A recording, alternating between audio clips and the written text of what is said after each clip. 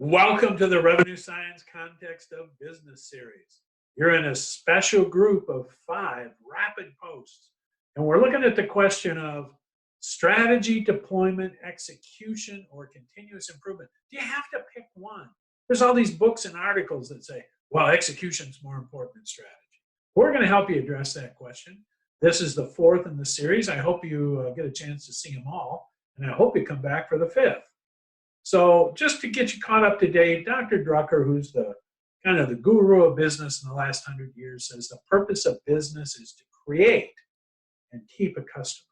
That really makes the creation an intentional kind of thing.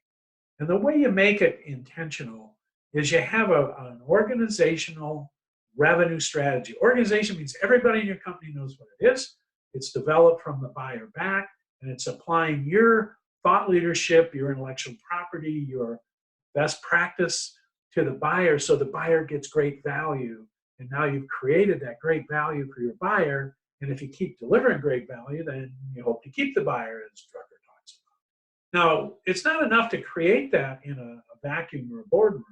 You have to build a structure in your organization to actually deploy it in the real world.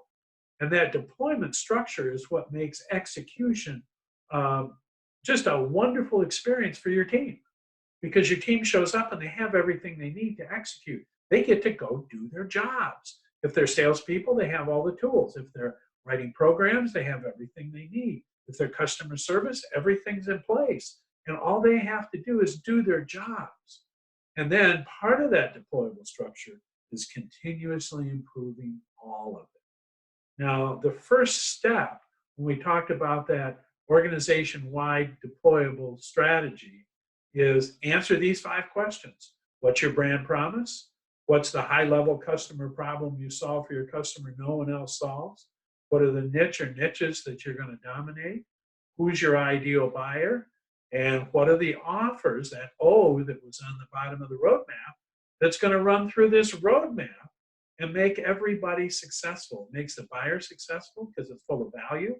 And it makes you successful because the buyer is willing to pay you for it. And the metric for all this is how many offers run through, that's volume, how fast do they run through, velocity, what's the value they deliver to the buyer so the buyer compensates you fairly on your side.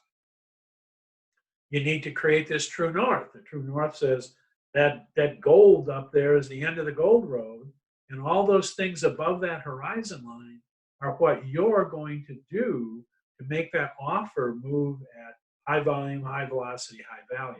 Things below that line, you're not going to touch. As a matter of fact, you're going to say no to all of those. So that in the volume and the value and the margin, you increase going north and decrease going south. So you're saying no to anything below the horizon line. The result of that is you've now moved your company up these steps from starting out with, really random people doing the best they can at the time and hoping for outcomes. You're now up at 3 or 4 where you have a strategy.